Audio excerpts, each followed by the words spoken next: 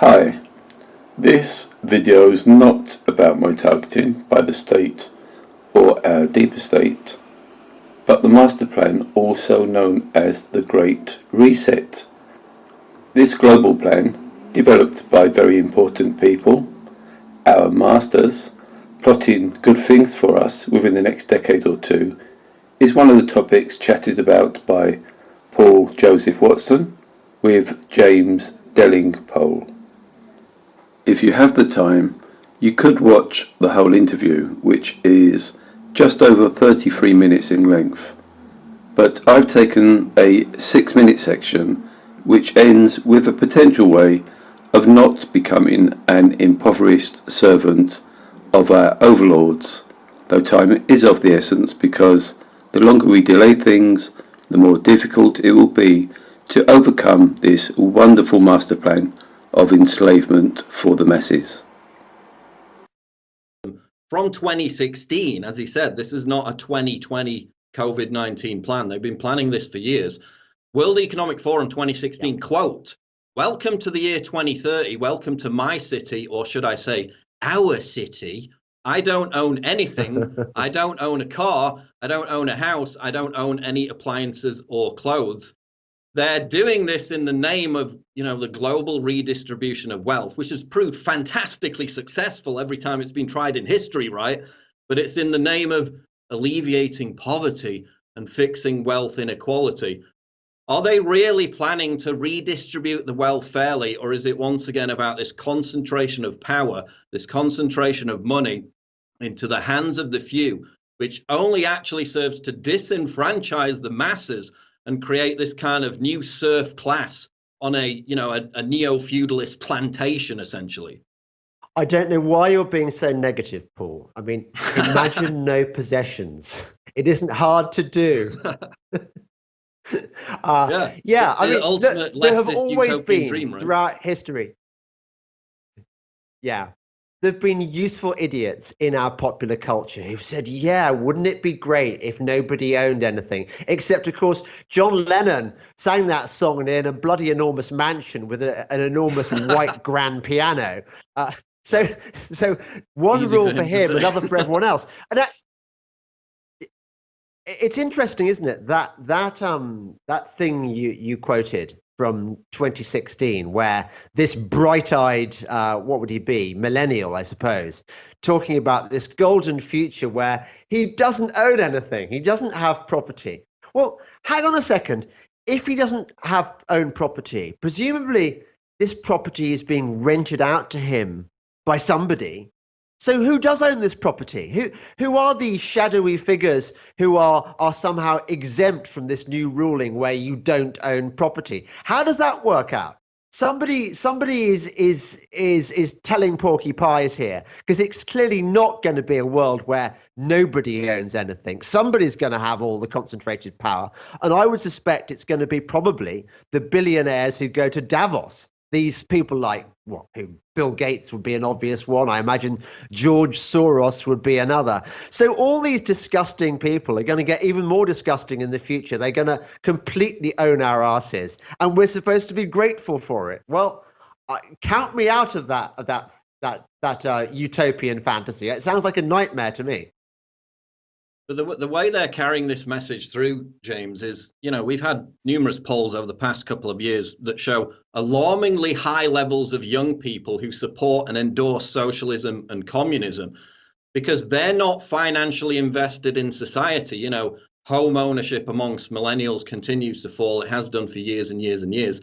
But again, that's because of the very same financial elite that's launching this great reset. They created the inflationary, debt-driven economic policies that created that vacuum in terms of millennials not being able to afford home ownership. And then you tie it into the whole COVID thing, which I want to do now. We had a story yesterday. Ticketmaster announced that people would have to prove that they've been vaccinated. This sounds like something Alex Jones would say 10 years ago. Now it's happening once again.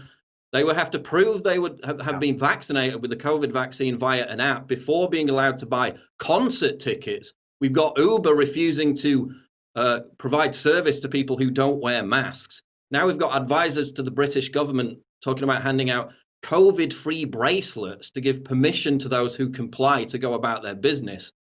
What does all this mean for those of us, James, who may not want to get the vaccine, may not want to wear the bracelet, may not want to comply? You know, is this going to be enforceable? Is it going to be feasible to enforce this if enough people in the United Kingdom and elsewhere don't comply? Look, to put it another way, of course it's going to be enforceable unless enough of us resist.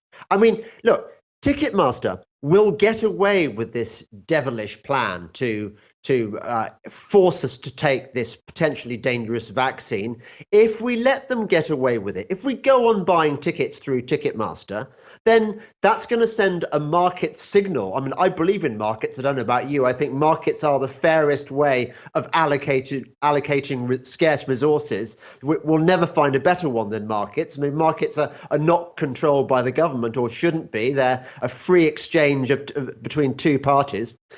If we do not send that signal to Ticketmaster, then Ticketmaster will own us. Ticketmaster will become part of that shadowy elite which is controlling our lives. We can resist at this point, but each day that goes by that we accept this stuff and we don't resist, each day that we carry on taking Ubers when they impose this ridiculous mask imposition on us, then we are going to be giving more power to these very, very dangerous people.